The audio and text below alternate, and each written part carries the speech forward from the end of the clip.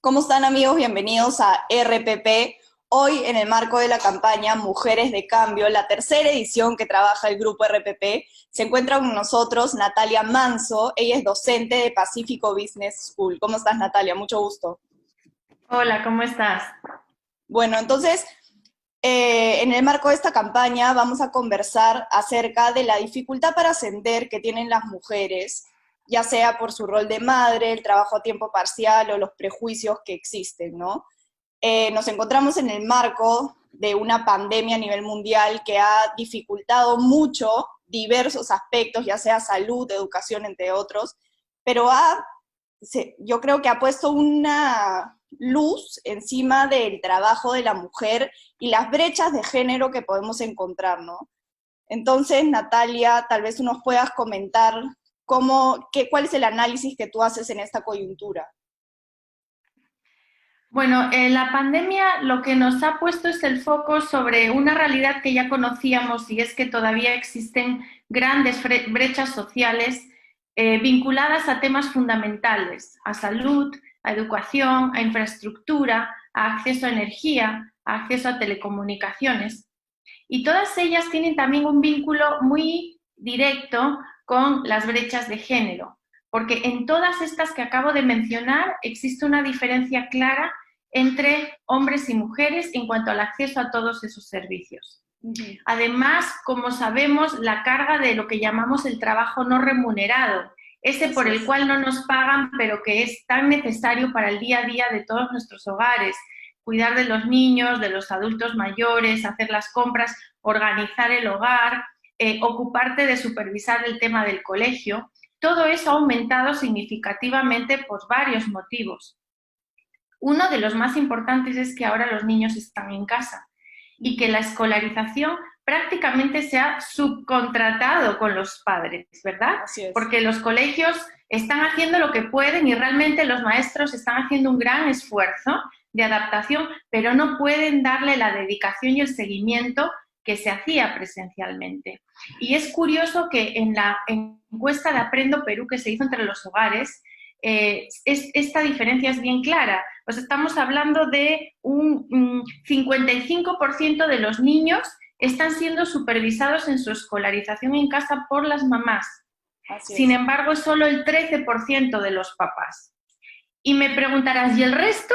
Bueno, pues el resto, algunos niños tienen la suerte de contar con un pariente, un hermanito, Que un lo tío, hace. una tía, y algunos están completamente Ujú. solos. Y a esto, Pero en Natalia, cualquier sí, disculpa que te interrumpa, pero justo a esto y a estos roles que se le dan a la madre, hay una cifra que es bastante impactante. Según la ENARES del 2019, el 52.7% de la población peruana cree que la afirmación de que toda mujer debe cumplir primero su rol de madre, esposa o ama de casa antes que realizar sus propios sueños. Entonces, esto va muy de la mano, ¿no? Porque es lo que está la ideología, el pensamiento de cada ser humano, de cada peruano, y también lo que se pone en práctica. Está claro, esos ya son los sesgos culturales, en algunos casos incluso inconscientes. Y lo curioso es que, al igual que tú estás diciendo, ¿no?, que la mayoría todavía de la población considera que la prioridad de una mujer debe de ser el hogar y a partir de cumplir con esa prioridad, luego ocuparse de sus temas, sus sueños, sus estudios, Así es. sus aspiraciones personales.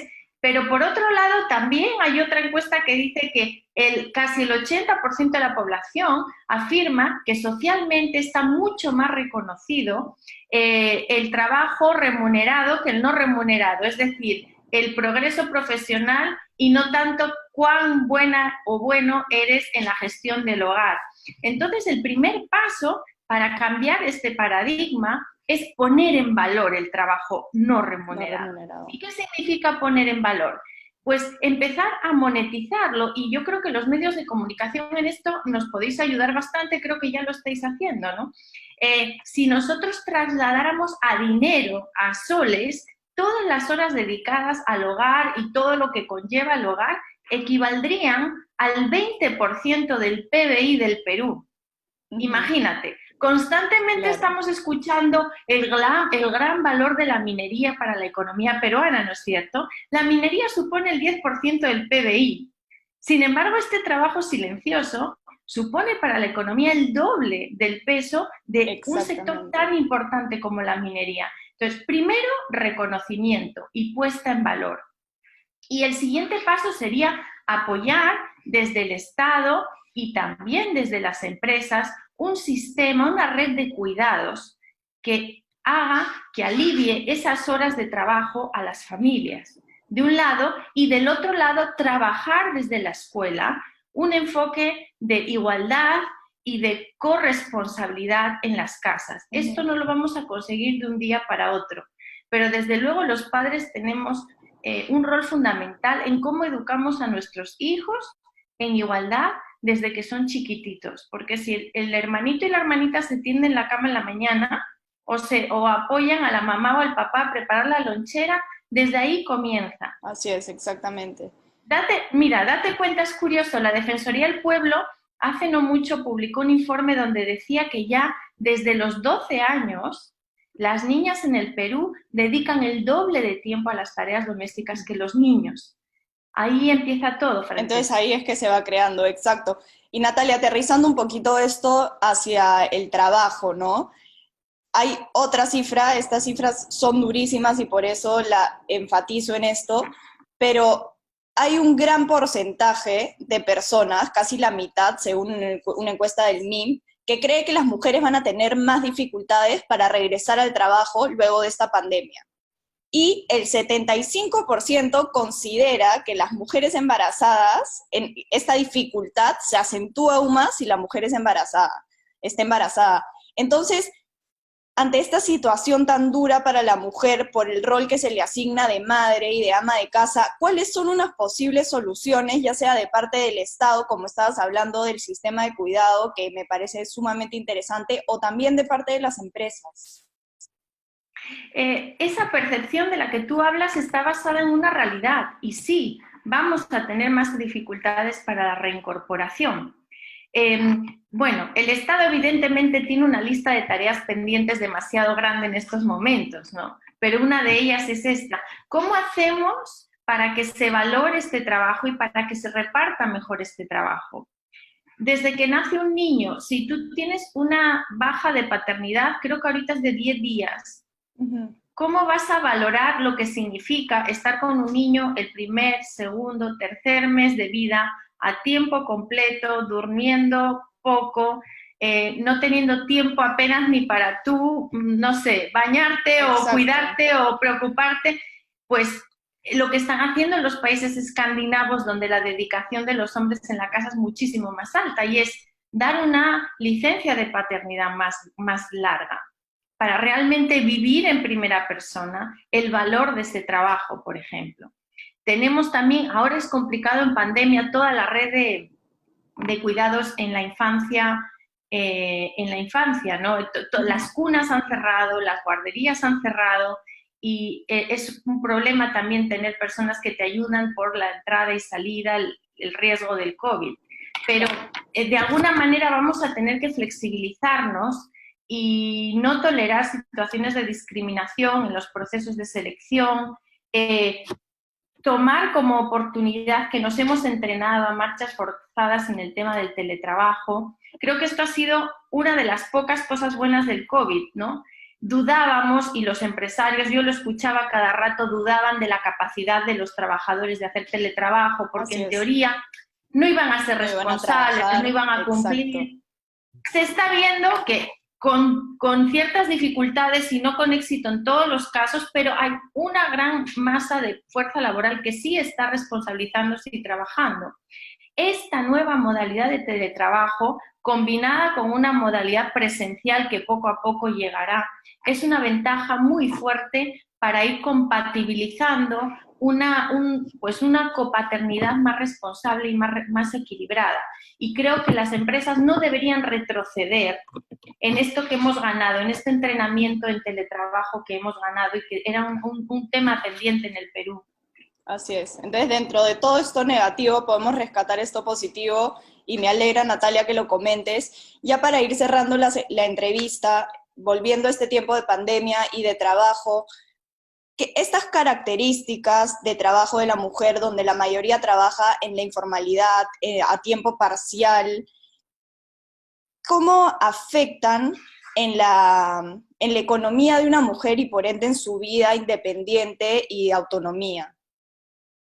Mira, yo creo que no debemos dejar de mencionar siempre la realidad de la mujer en el campo y del Perú rural, que es siempre el gran olvidado. Así es. Y donde, si bien, por ejemplo, vemos que la brecha de educación, si la promediamos, ya se está prácticamente cerrando, cuando hablamos por segmentos geográficos, de nuevo nos encontramos con una brecha brutal. Pero no solo en cuanto a educación, sino también en cuanto a empoderamiento económico. Solo el 4% de las mujeres que trabajan en el campo son propietarias, tienen un título de propiedad sobre sus tierras, no acceden a financiamiento. Las mujeres que se dedican, por ejemplo, a los negocios agropecuarios son el triple de analfabetas que los hombres. Tenemos que invertir en la educación y la capacitación y la financiación de los micronegocios de las mujeres también en el campo, para que salgan de ese círculo de pobreza y de esas brechas de inequidad que además a veces las hacen tener que soportar situaciones de violencia porque no tienen la independencia económica para poder salir de esos círculos de abuso, ¿no? Entonces, tenemos que, como Estado, invertir en servicios básicos para llevar al campo también agua, luz, saneamiento, carreteras. Las mujeres en el campo invierten 4 a 5 horas promedio solo para ir a recoger leña, porque el 80% de los hogares todavía cocina con leña o con estiércol, que por cierto son altamente contaminantes y peligrosos. La mujer tiene que ir a recoger agua, no solo en el ámbito rural, sino acá en los conos, en la punta del cerro. ¿Quién baja por agua? Son horas de horas dedicadas a tareas necesarias para dar una mínima calidad de vida a los hogares, que si les lleváramos esa infraestructura y esos servicios, descargaríamos a las mujeres de todas esas tareas.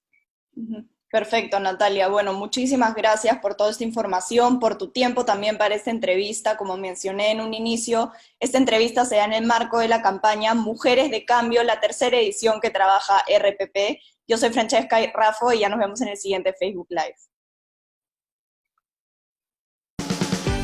Mujeres de Cambio es organizado por RPP con el compromiso de la ONG Plan International.